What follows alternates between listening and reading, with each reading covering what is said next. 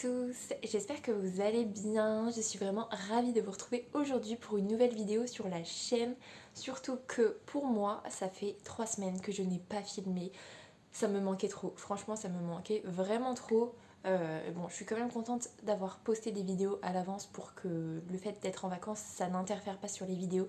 Mais ne pas tourner, ne pas monter, bah, ça m'avait trop manqué. Donc trop contente de vous retrouver aujourd'hui. Et en plus, c'est pour un update lecture. Franchement, je pensais ne pas pouvoir y arriver. Et si, j'ai fini mon livre hier, donc je vais pouvoir vous présenter 2 lectures, 2 très bonnes lectures d'ailleurs, et c'est vraiment trop cool. Bref, je vais pas m'étendre là-dessus et on va commencer tout de suite.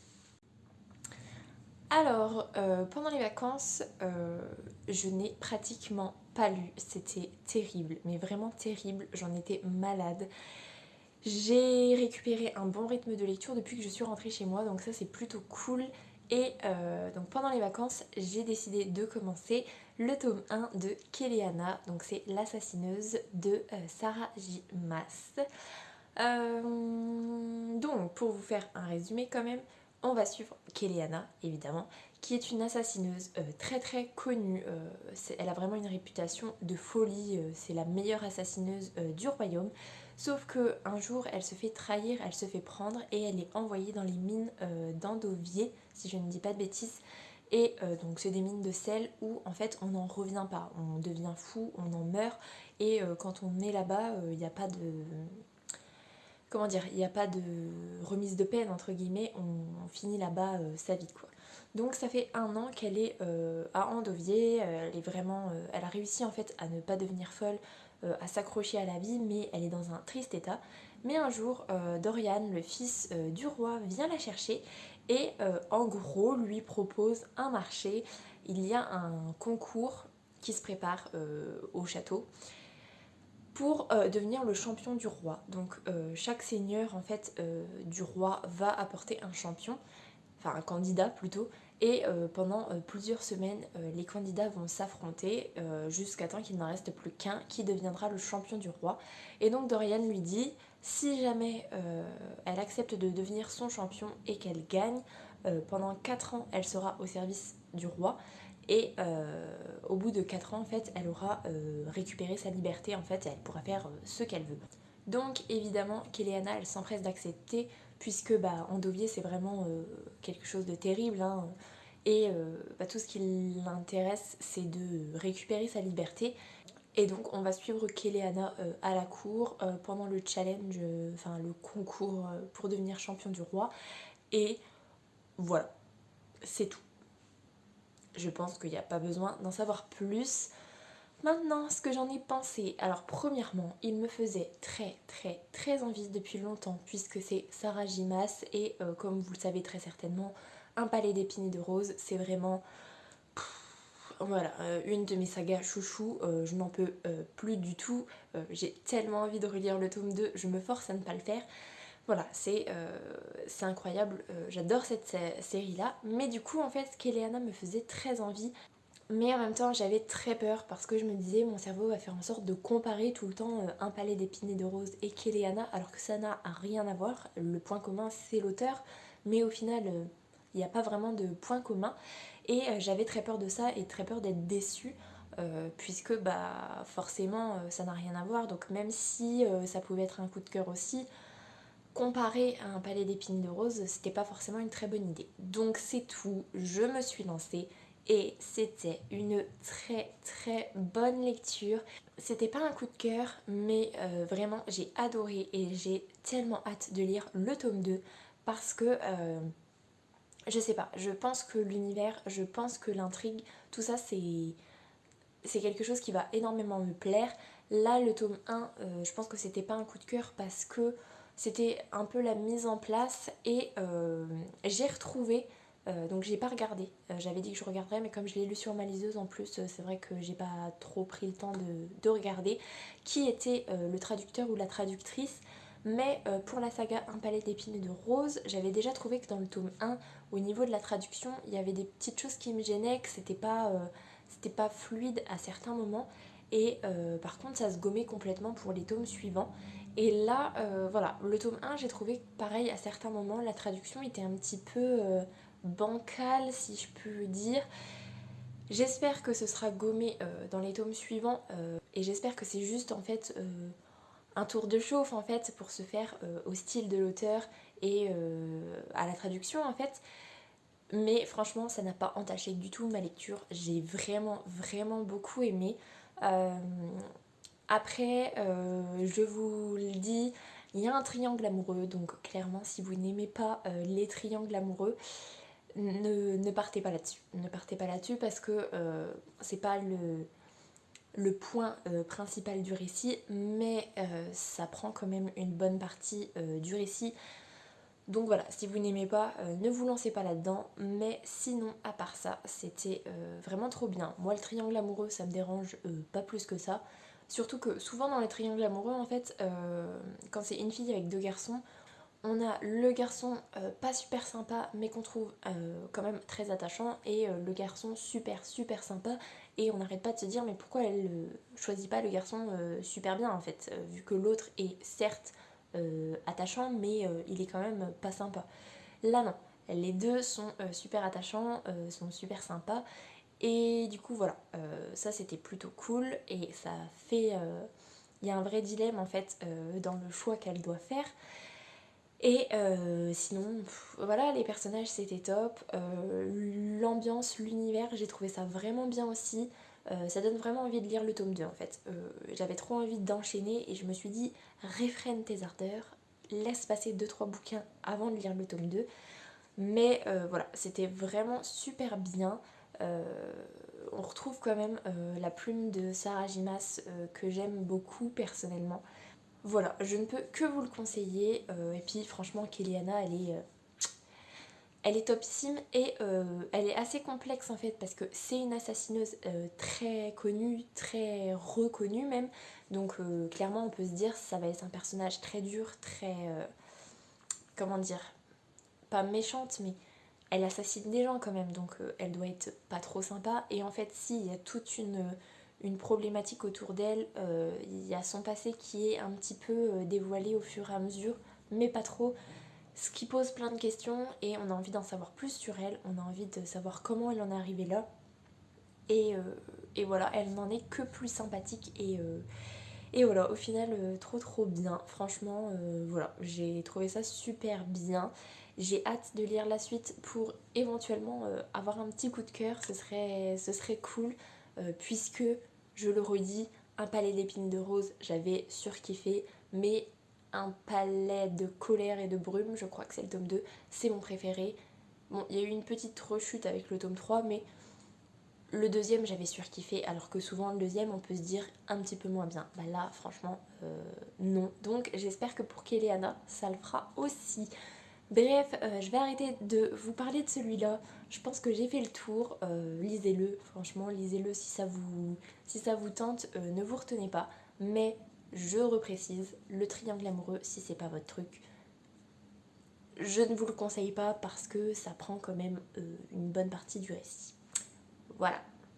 Et ensuite, bah, je ne vous cache pas que ça devait être dimanche dernier que j'ai dû finir Kéliana le matin. Donc du coup, il me fallait une lecture que je puisse lire en 4 jours maximum. Donc pas trop grosse, qui me fasse quand même bien envie, qui casse un petit peu avec l'univers de fantasy assez facile à lire quand même, puisque Kéliana c'est pas très dur à lire.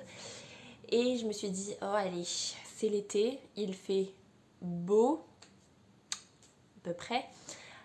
Si, à cette époque-là, il faisait très beau. Entre-temps, il s'est remis à faire un temps d'automne, mais bon, ça c'est autre chose.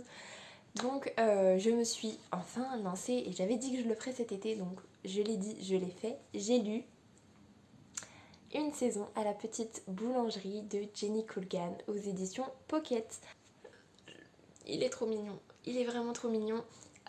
L'année dernière, j'avais lu La petite boulangerie du bout du monde de Jenny Colgan, donc c'était le tome 1, et j'avais surkiffé, c'était un véritable coup de cœur. Du coup, j'en ai lu plein, j'en ai lu pas mal de Jenny Colgan après, puisqu'elle a vraiment une plume bien à elle, et c'est vraiment très agréable à lire, c'est du feel good, c'est super sympa, et elle donne tellement envie de manger du pain. Bref, et j'avoue que le tome 2, me faisait très envie parce que le tome 1 c'était un coup de cœur, mais en même temps sur des feel good comme ça, je suis pas trop fan en fait des suites, surtout qu'en plus la petite boulangerie, pour moi en fait ça se suffisait à elle-même et bon c'est un poche mais il y a quand même 480 pages donc je me disais qu'est-ce qu'elle va raconter en 480 pages. Je voulais pas tomber dans le truc un peu réchauffé qui apporte pas grand chose à l'histoire et au final c'est une redite du tome 1 mais du coup ça sert un peu à rien.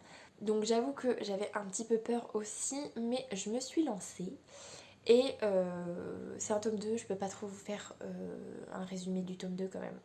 On va toujours suivre Polly, qui est une jeune femme qui a quitté la ville, qui s'est installée dans une petite île des Cornouailles et qui fait du pain. Voilà, pour se remettre un petit peu de ses déboires amoureux, professionnels, elle va faire du pain et voilà, on va la suivre sur cette île. Le développement de la petite boulangerie justement, un petit peu ses relations amoureuses et voilà, je peux pas trop vous en dire plus, c'est un feel good, c'est super sympa, ça donne envie de manger. Nil, si vous voulez un petit macaron trop mignon, voilà, allez-y. Je le redis, le tome 1 c'était un super coup de cœur. Là, le tome 2 c'est la suite du coup. Vraiment la suite directe du tome 1. Et je ne vous en dirai pas plus pour pas vous spoiler. Mais j'ai vraiment adoré ma lecture. C'était vraiment super bien. Du coup, je crois que le tome 3, ça doit être Noël, un Noël à la petite boulangerie ou un truc dans le genre. Et je me suis dit, oh allez, tu vas te lancer. T'avais pas trop envie de le lire celui-là de peur d'être vraiment déçu. Mais comme le tome 2, je l'ai beaucoup aimé, on lira peut-être le tome 3. C'est le tome 3 ou peut-être un hors-série, je sais pas trop. Faudra que je me renseigne. Bref, donc j'ai beaucoup aimé ce tome 2. Peut-être un petit peu moins que le tome 1, parce que le tome 1 c'était la nouveauté, voilà, on découvrait des personnages, on découvrait Neil. Là au final, c'était vraiment très bien. Je frôle le coup de cœur en fait, mais ça reste quand même un tome 2. Ce que je disais avant, c'était que le tome 2 de Un palais d'épines et de roses, c'était un coup de cœur absolu, et que c'était un petit peu bizarre, puisque souvent les tomes 2 sont un petit peu moins bons. Là, on va dire que c'est à égalité, mais le tome 1, c'était la découverte. Donc mon petit chouchou, franchement, allez-y. Ceux qui ont lu le tome 1 et sont un petit peu sceptiques sur le tome 2, bah franchement, non. Allez-y parce qu'il est vraiment super bien. On retrouve tous les personnages. L'intrigue fait du sens. Il y a un petit peu de mécanismes du tome 1 qui sont réchauffés, entre guillemets, mais ça ne gêne pas en fait. Franchement, ça ne gêne pas. Et ça paraît logique en fait d'en faire un tome 2. C'est pas on va trouver un prétexte pour dire qu'il y a une suite. Vraiment, c'est logique. Et oui, totalement, moi j'adhère en tout cas à ce qu'elle a décidé d'en faire. Et, et voilà, je ne vous cache pas que ça fait 4 jours que j'ai trop envie de faire du pain, de manger du pain. Et ça fait 4 jours que j'ai totalement envie d'adopter un macareux. Je sais que ce n'est pas une bonne chose, mais j'ai tellement envie d'adopter un macareux. Mais Nil, c'est nul quoi. Ceux qui l'ont lu comprendront pourquoi, et ceux qui ne l'ont pas lu, lisez-le et tombez amoureux ou amoureuse de Nil, parce que il est trop mignon. C'est un petit amour. Enfin bon, bref. J'ai pas trop grand chose d'autre à vous en dire, à part que c'était vraiment bien, que j'ai passé un très bon moment, que Jenny Colgan, c'est pas une valeur sûre, mais pas loin. Après, il me semble que je vous avais dit qu'après une saison au bord de l'eau, j'étais un peu lassée du même schéma en fait à chaque fois dans les romans de Jenny Colgan, mais il y en a d'autres en fait qu'elle a écrit qui sortent un petit peu de ces schémas là, que j'ai très envie de lire aussi, parce qu'elle a vraiment une plume super sympa. Et puis non, c'est bien construit, ça fait passer des bons moments, ça fait un petit peu rire. Voilà, là je crois que je n'ai pas pleuré. Oui, je pense que je n'ai pas pleuré. Par contre, ça fait rire à certains moments. On passe un bon moment. On ne voit pas le temps passer. Ça se lit quand même très vite. Les 480 pages, en 4 jours, c'était lu. En 4 jours parce que je bosse quand même pas mal et j'ai plein d'autres choses sur le feu à côté en fait. Mais voilà. Au final, très très bonne lecture, allez-y, je ne regrette absolument pas et je pense que je lirai un Noël à la petite boulangerie.